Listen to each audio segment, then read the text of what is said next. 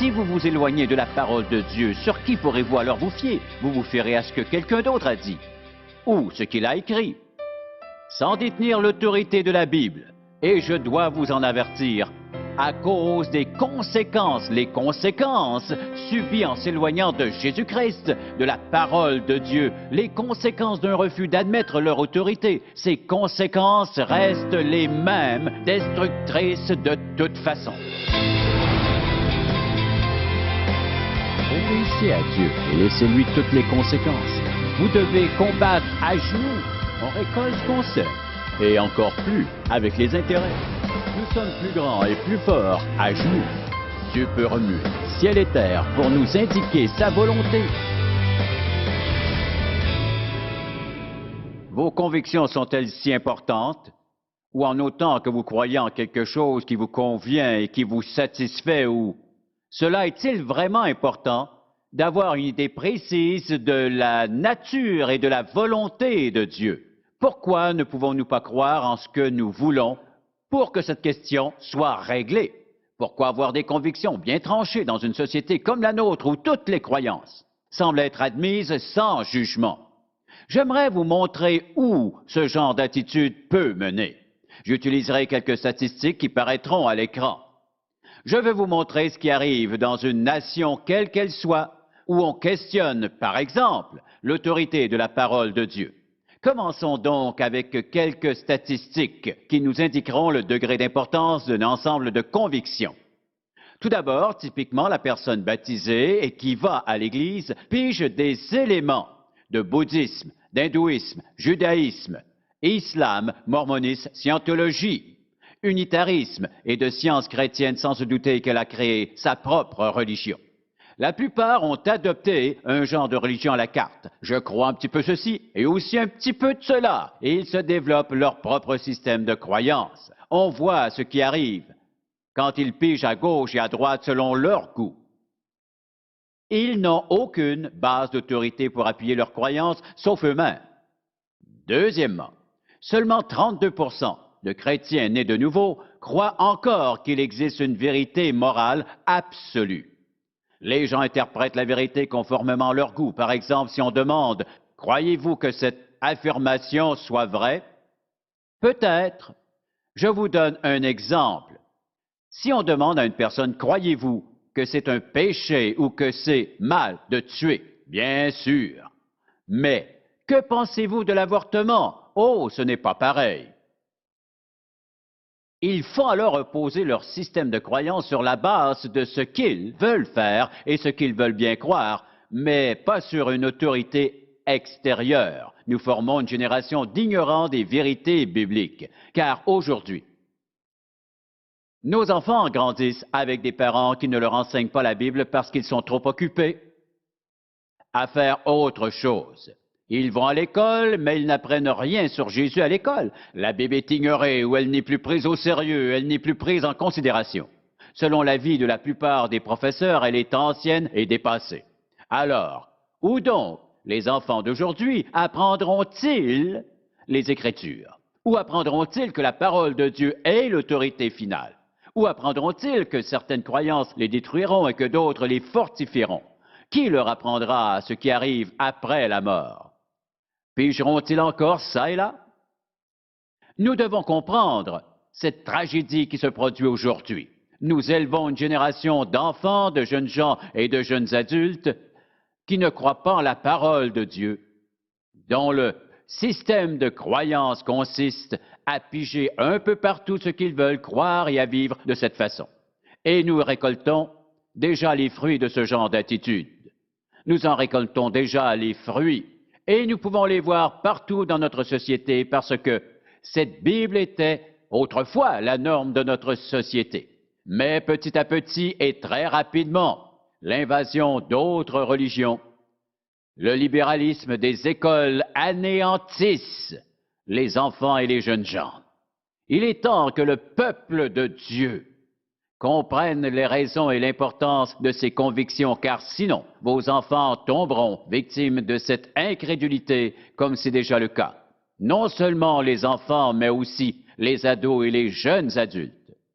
Car de ces jeunes qui atteignent aujourd'hui l'âge adulte, 62% d'entre eux estiment que vous avez le droit d'établir vos propres règles en ce qui concerne vos croyances sans aucune théologie. Et pour les moins de 25 ans, le pourcentage s'élève à 82%. En regardant autour de nous, nous pouvons nous poser des questions. Car en fait, ils ignorent l'autorité de la parole de Dieu et ils décident en quoi ils veulent croire. Et alors, quand vous avez un nombre suffisant de gens qui ne croient pas à la Bible, pour quel type de gens pensez-vous qu'ils voteront? Pour prendre des décisions politiques? De quel genre d'enseignants voudront-ils dans leurs écoles avant longtemps? Tout le pays est corrompu parce que nous avons erré loin de la parole de Dieu.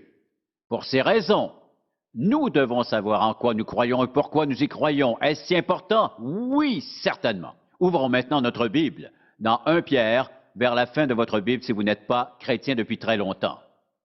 La première épître de Pierre au chapitre 3. Nous lirons ce passage et ensuite je vous donnerai d'autres statistiques inquiétantes, ou du moins que vous devriez trouver inquiétantes. Lisons cette première épître de Pierre, chapitre 3, à partir du verset 13. Et qui vous maltraitera si vous êtes zélés pour le bien? D'ailleurs, même si vous souffriez pour la justice, vous seriez heureux. N'ayez d'eux aucune crainte, aucune peur et ne soyez pas troublés. Mais sanctifiez dans vos cœurs Christ le Seigneur. Donnez-lui une place dans votre vie, étant toujours prêt à vous défendre avec douceur et respect devant quiconque vous demande raison de l'espérance qui est en vous. Si je vous posais la question, quel est le message de Pierre? Qu'est-ce que l'apôtre veut nous faire comprendre dans ce passage? Simplement qu'étant donné la situation dans laquelle nous vivons, nous devrions connaître la teneur de notre foi et par ailleurs, au premier chapitre, il identifie ses interlocuteurs, Pierre apôtre de Jésus-Christ, à ceux qui sont étrangers et dispersés dans le Pont, la Galatie, la Cappadoce, l'Asie et la Bithynie, et qui sont élus. Ces croyants étaient donc dispersés. Et en plus, ils étaient confrontés à de sévères persécutions. Et bien sûr, ils vivent parmi des peuples qui ne partagent pas leurs convictions. C'est pourquoi Pierre les exhorte à n'être ni craintifs ni troublés. Et l'apôtre désire qu'ils soient tous préparés à rendre compte avec douceur de l'espérance qui est en eux. Ce que vous croyez affecte chaque aspect de votre vie et aussi chaque décision que vous prenez. Qu'il s'agisse de décisions pour votre santé, et bien sûr, vos convictions affectent aussi comment vous voyez votre prochain. Elles affectent votre décision de choix, de vocation. Elles affectent vos décisions sur la nourriture que vous mettez dans votre corps ou que vous ne voulez pas y mettre. Elles affectent vos décisions sur tous les sujets. Car vos convictions gouvernent chaque aspect de votre vie. Il est alors extrêmement important que vous et moi connaissions bien le contenu de notre foi. C'est pourquoi l'apôtre Pierre nous encourage à analyser notre foi. Nous pouvons maintenant aller dans la deuxième épître de Paul à Timothée. Beaucoup d'autres passages des Écritures nous dirigent en ce sens. Donc, 2 Timothée au 4e chapitre. Voici un des nombreux avertissements de la parole de Dieu concernant les faux enseignants et le danger qu'ils représentent. Commençons notre lecture au premier verset. Je t'en conjure devant Dieu et devant Jésus-Christ, qui doit juger les vivants et les morts, et au nom de son avènement et de son royaume, prêche la parole. Insiste en toute occasion, favorable ou non, reprend, censure, exhorte avec toute douceur et en instruisant, Paul lui parle de ses responsabilités en tant que jeune prédicateur. Or, voici pourquoi ce passage nous concerne particulièrement aujourd'hui. Au verset 3, car il viendra un temps où les hommes ne supporteront pas la saine doctrine, mais ayant la démangeaison d'entendre des choses agréables, ils se donneront une foule de docteurs selon leurs propres désirs, détourneront l'oreille de la vérité et se tourneront vers les fables. Mais toi, sois sobre en toutes choses, supporte les souffrances, fais l'œuvre d'un évangéliste, remplis bien ton ministère. On peut voir que les obstacles se dressant devant eux sont bien les mêmes qu'aujourd'hui. Car de nos jours, beaucoup de gens ne croient pas en la parole de Dieu. Vous vivez parmi eux et vous travaillez avec eux, mais au fond, ils ne partagent pas vos convictions. Savez-vous en quoi vous croyez? Pourquoi vous le croyez? Surtout, savez-vous comment défendre votre foi? Revenons pour un instant dans l'épître de Pierre. 1 Pierre 3, verset 15. mais sanctifiez dans vos cœurs Christ le Seigneur, étant toujours prêt à vous défendre, et le mot traduit ici par défendre sert de racine pour un autre mot, apologétique, c'est-à-dire l'étude de notre système de croyance. Car tout le monde a un système de croyance. Peut-être avez-vous pigé une croyance ici, vous en avez pigé une autre là. Elles contredisent la parole de Dieu. Mais votre ami a dit qu'il croyait cela et votre autre ami a dit qu'il croyait ceci. Un troisième ami croit une chose différente et vous vous dites qu'après tout, ils ont l'air bien là-dedans. Mais si on vous demande en quoi vous croyez, direz-vous que vous croyez la même chose qu'eux? Ou direz-vous, voici en quoi je crois? Vous pouvez leur dire que vous croyez en Jésus. Quelles sont les raisons qui vous motivent et sur quelle autorité vous vous appuyez? Car ils peuvent vous dire en quoi ils croient, mais sur quelle autorité s'appuient-ils? Nous devons absolument comprendre que nos convictions s'appuient sur la parole de Dieu lui-même. C'est pourquoi nous devons connaître le contenu de notre Bible, car si ce n'est pas le cas, je vous préviens que vous serez testés, qu'on vous mettra à l'épreuve. Et qu'arrive-t-il si tout ce que vous avez, c'est votre attitude et des choses que vous avez pigées? Il viendra un jour où vous constaterez ce que vous avez pigé ça et là et ce que vous avez décidé de croire ou ne pas croire ne vous aidera pas. La réalité vous rattrapera. Car sur qui vous appuierez-vous lorsque vous mourrez? Et si vous pensez qu'au jour du jugement, quand vous serez devant Dieu, vos bonnes actions vous feront gagner votre ciel, car beaucoup de gens pensent réellement cela. Mais si on regarde sérieusement leur vie, on se demande comment ils peuvent penser gagner leur ciel avec leurs actions. Nous devons comprendre que l'erreur de cette pensée est désastreuse. Nous sommes encouragés à bien développer nos convictions ici et non en copiant bêtement ce que les autres pensent. Et pour quelle raison? Premièrement, pour ne pas nous laisser duper. Nous devons connaître le contenu et les raisons de notre foi pour nous empêcher d'être bernés, comme nous l'avons vu dans Timothée. Ayant la démangeaison d'entendre des choses agréables, ils n'aimeront pas la vérité. Et en conséquence, qu'arrive-t-il? Les gens croient toutes sortes de choses. Je vous donne un exemple.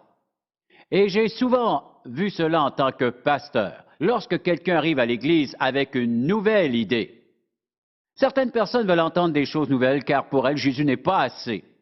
Tout spécialement si cette personne est très impressionnante, qu'elle soit homme ou femme, et qu'elle déborde de charme, qu'elle paraît bien, qu'elle s'habille bien, alors elle a raison, pas nécessairement, car cela ne veut rien dire.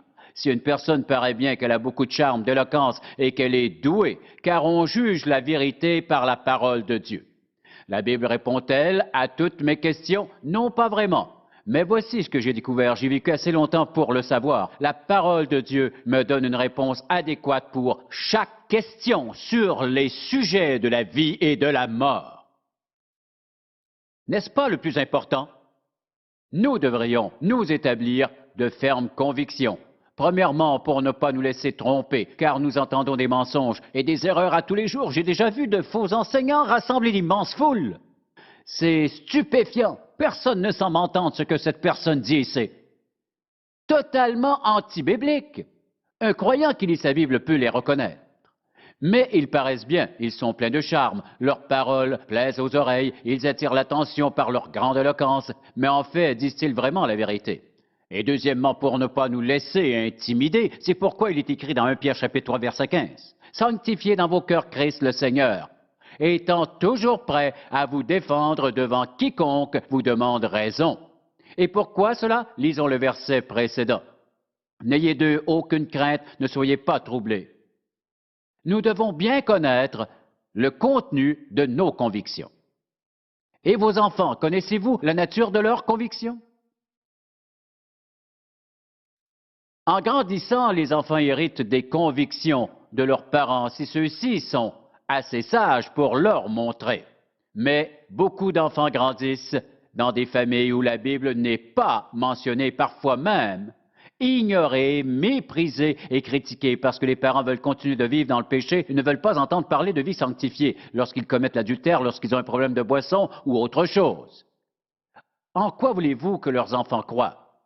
Vous avez la responsabilité d'enseigner à vos fils, vos filles, l'ultime vérité de la Bible pour leur fournir une armure contre l'erreur, pour qu'ils puissent se défendre contre ceux qui voudraient les troubler et aussi les pervertir. Oh, prends-en un petit peu, ça n'a jamais fait de mal à personne. Oh, toi, tu dois être un baptiste, tu ne fumes pas, tu ne bois pas, mais ça n'a rien à voir avec les baptistes. La vraie question est de savoir que dit la parole de Dieu. Qu'est-ce que la Bible dit? Voilà l'enjeu. Et si nous nous éloignons d'elle, demandons-nous, où sera notre appui? Si vous vous éloignez de la parole de Dieu, sur quoi pourrez-vous alors vous fier? Vous vous fierez à ce que quelqu'un d'autre a dit, ou ce qu'il a écrit. Sans détenir l'autorité de la parole de Dieu, je dois alors vous prévenir à cause des conséquences d'un manque de foi en Jésus, des conséquences d'un éloignement de la Bible, des conséquences d'un refus de la vérité de la Bible. Ces conséquences restent les mêmes, destructrices de toute façon. Quand commencerez-vous à enseigner à vos enfants? Le faites-vous déjà? J'aimerais vous donner un exemple. Quand j'étais au collège, j'ai rencontré des gens qui ne partageaient pas mes convictions. Et j'aimais beaucoup discuter avec eux. En allant au séminaire, j'en ai rencontré avec des croyances plutôt libérales. Je me suis rendu compte à quel point il était important quand j'aurais à élever mes propres enfants, de leur enseigner la vérité tôt dans leur vie pour qu'ils ne l'oublient pas. Et quand ces enfants sont nés, j'ai commencé à prier avec eux à chaque soir et quelques années plus tard, lorsqu'ils ont appris la lecture, j'ai sorti la Bible. Et quand ils ne comprenaient pas, je leur expliquais le français un peu difficile de la vieille seconde. Quand la Bible en français courant est apparue, ils en ont reçu chacun un exemplaire. Je n'avais plus à leur demander de lire leur Bible. Je leur donnais un peu de temps pour lire leur Bible avant d'aller au lit. Ensuite, j'ai su qu'il était temps de leur enseigner la théologie pour qu'ils ne l'oublient jamais. Voici comment je m'y prenais. Je commençais en m'assoyant à table pour dîner avec eux et je leur demandais que s'est-il passé à l'école aujourd'hui. Parfois, il ne se passait rien, mais souvent, ils avaient quelque chose. Et j'étais toujours attentif s'ils rapportaient une controverse, c'est-à-dire quelque chose qu'ils trouvaient bizarre ou qu'ils n'aimaient pas. Et à ce moment, je répondais, nous devrions peut-être chercher dans la Bible afin de voir ce que Dieu pense sur ce sujet. Vous avez saisi? Ce que Dieu en pense. Je n'ai jamais dit ce que votre papa en pense, mais ce que Dieu en pense. Au début, ils n'étaient pas très chauds à l'idée, mais ils allaient prendre leur Bible et j'allais chercher ma Bible et nous lisions un passage. Voici ce que Dieu dit. Que pensez-vous que ça veut dire? Je leur posais beaucoup de questions. Que pensez-vous qu'il veut dire? Vous avez vu ce qu'il a dit. Et si c'est vrai, que penses-tu de ce que ton ami a dit? Si c'est là la parole de Dieu, eh bien ce que mon ami a dit n'est pas vrai. Je devais leur apprendre à discerner la vérité de l'erreur. Pendant toutes ces années, jusqu'au collège, et même après, puisqu'ils ont fait leur collège à la maison, ce qui est une bonne chose, si vous voulez mon avis. J'ai eu environ 10 ans pour apprendre à nos enfants la vérité de la parole de Dieu. Ils ont entendu des choses à l'Église, et s'ils ne comprenaient pas, ils venaient me poser des questions. Nous devons comprendre que c'est notre obligation et notre responsabilité d'enseigner nos enfants et d'encourager nos enfants à enseigner leurs enfants la vérité de la parole de Dieu, car elle est l'autorité finale par laquelle nous vivons, par laquelle nous mourrons et par laquelle nous serons jugés. Les gens peuvent vous raconter toutes sortes de choses, mais sur quelle autorité s'appuient-ils? Personne ne peut me montrer un seul principe de la Bible qui ne soit pas vrai, pas un seul.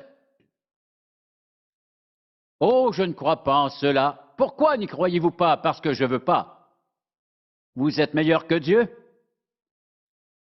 Les principes de la parole de Dieu sont écrits pour notre compréhension et pour notre protection. Dieu ne nous défend jamais de faire quelque chose sans une bonne raison. C'est toujours pour notre protection. Et il nous permet d'en faire beaucoup d'autres. La question est donc de savoir, quel est votre système de conviction? Comment pouvez-vous le défendre? Vous pensez que personne ne vous posera de questions? Peut-être. Ils ne vous diront rien, mais ils observeront comment vous vivez. Ils pourront dire quelles sont vos croyances ou ce qu'elles semblent être par votre mode de vie. Pensez par exemple à la moralité des gens. Qu'est-il arrivé à notre piété morale? Ils vous disent « Pourquoi es-tu donc si sévère? Tout le monde le fait, fais-le donc. » Et vous pouvez remarquer les actions immorales et corrompues dans le mode de vie de certaines gens. Et ils vous disent qu'ils croient en Dieu, qu'ils iront certainement au ciel comme vous. Ils commettent l'adultère plusieurs fois par semaine, mais ils vont à l'église. Or, certains prétendront qu'après tout, il faut bien relaxer de temps en temps. Ce n'est pas une question de relaxer, mais c'est une question de connaître la parole de Dieu. Vous savez qu'il ne veut pas qu'on commette d'adultère. Combien de raisons dois-je donner à part que cela vous détruira vos émotions, détruira votre estime de soi, détruira votre corps par toutes sortes de maladies. Regardez ce qui arrive aujourd'hui, ici, dans d'autres parties du monde. Les lois de Dieu nous protègent. Et c'est notre obligation, notre responsabilité de partager cette vérité de la parole de Dieu. Combien de personnes connaissez-vous qui partagent leur foi et qui pigent leurs croyances un peu partout? On sait ce qu'ils disent, c'est mon affaire, cela ne regarde que moi. Il n'existe aucun verset dans la parole de Dieu qui enseigne qu'un croyant a le droit de garder la vérité de l'évangile de Jésus-Christ pour lui-même. Au contraire, Jésus enseigne à l'effet de toutes les nations des disciples. Et pourquoi parle-t-il de partager sa foi avec les autres? Pourquoi Jésus insiste-t-il là-dessus? Si cela n'a aucune importance, pour cette raison, parce que le destin éternel des humains dépend de la vérité. Et quand quelqu'un me dit « j'ai le droit de croire ce que je veux, je ne veux pas qu'on me dise en quoi je dois croire et ne venez pas me fatiguer avec votre Bible », je leur demande « que va-t-il vous arriver quand vous mourrez ?» Pensez-vous que si vous ne croyez pas en la Bible et vous n'avez qu'une mixture de toutes sortes de croyances pigées un peu partout au cours de votre vie et qu'au moment de votre mort, vous n'aurez qu'à vous dire « oh, tout va bien aller ». Avez-vous déjà vu des gens mourir? Avez-vous vu un athée mourir alors qu'il réalise qu'il n'est pas prêt? À ce moment, ça devient important. Mais c'est aussi important maintenant que ce le sera pour l'éternité. Avez-vous sérieusement pensé où vous passerez l'éternité? Avez-vous déjà songé à vous asseoir pour dresser une liste? Par exemple, il y a Dieu, Jésus, le Saint-Esprit, le salut, la foi. En somme, énumérez les éléments de cette liste pour examiner la nature réelle de vos convictions. Vos convictions affectent tous les aspects de votre vie, et cela chaque jour. Les gens qui vous connaissent et qui vous regardent vivre, que disent-ils de vous? Il est comme ça, et il vit comme ça. Vous en entendez se vanter des péchés qu'ils ont commis, et ils ne mettent bien sûr aucun détail. Ils en sont fiers, mais ils le seront moins lorsqu'ils mourront. Vivre chrétiennement est une question sérieuse. Vivre chrétiennement est une expérience intense et la meilleure façon qu'une personne puisse vivre. Si vous me dites « je n'ai pas vu ça », vous ne regardez pas aux bons endroits. Je vous pose une question très importante. Pensez à vos convictions, à tout ce qui compose votre système de valeurs. Êtes-vous prêt à mourir avec lui? Vous devrez le faire. Ou avez-vous réalisé que la parole de Dieu est l'ultime autorité et que Jésus-Christ sur la croix est mort pour vos péchés, vous permettant alors d'être pardonné de vos péchés? Ça ne vous rend pas parfait, mais vos péchés sont pardonnés. Et le Saint-Esprit vient dans votre vie pour vous rendre capable de vivre pour Dieu. Avez-vous vécu cela? Vous pouvez regarder, évaluer comment les gens vivent et dire que vous êtes aussi bon que telle ou telle personne et peut-être mieux que certains chrétiens, je n'en doute pas. Mais comment mourrez-vous, en somme? Mourrez-vous avec les convictions d'une autre personne? Un de ces jours, vous devrez rendre compte de votre vie devant Dieu. Soyons francs, vous ne serez pas prêts à mourir avant que Jésus-Christ soit dans votre vie, avant de savoir que vos péchés sont pardonnés et qu'il est votre Sauveur et Seigneur. Le fait que la majorité des gens ne partagent pas vos convictions ne leur donne pas raison. Voici l'autorité. Car, voyez-vous, le pasteur n'est pas l'autorité. La Bible est l'autorité, et nous devons vivre ce qu'elle enseigne. Et quoi qu'il puisse en coûter, je vous mets au défi de réfléchir sérieusement sur ce que vous croyez, pourquoi vous le croyez, et où trouvez-vous votre appui dans la parole de Dieu. Vous ne serez pas intimidé par des gens qui exposent des croyances que vous savez erronées. Ne vous laissez pas impressionner. Vous détenez la vérité. Exprimez-la. Vous savez dans votre cœur que c'est la vérité. Et même si on vous critique, laissez-les dire ce qu'ils veulent, laissez-les faire ce qu'ils veulent, mais ultimement, s'ils veulent vraiment savoir la vérité, c'est à vous qu'ils s'adresseront. Vos convictions sont très importantes. Vous vivez par elles. Pouvez-vous mourir avec elles? Père, nous te remercions pour ce livre précieux dans lequel tu t'es exprimé sans détour. Et je prie que le Saint-Esprit prenne ce message et l'enracine dans le cœur des enfants qui écoutent cette émission et dans le cœur des jeunes et des adultes qui ont atteint l'âge de raison, car peu importe l'âge que nous avons, cette autorité restera la même. Je prie que tu imprimes dans tous les cœurs que c'est là l'autorité. C'est là le livre par lequel nous serons jugés, non par l'opinion des gens. Et je prie que les mères et les pères prennent sur eux-mêmes la responsabilité d'enseigner à leurs enfants le droit chemin. Et quand ils seront un peu plus vieux, ils n'en dévieront pas. Au nom de Jésus, Amen. Pour obtenir plus d'informations sur les ministères en contact ou pour savoir comment entretenir une relation personnelle avec Jésus-Christ, composez notre numéro de téléphone ou écrivez-nous en utilisant l'adresse sur votre écran. En contact avec Charles Stanley a été réalisé par la grâce de Dieu et la fidélité de nos partenaires de ministère à travers le monde.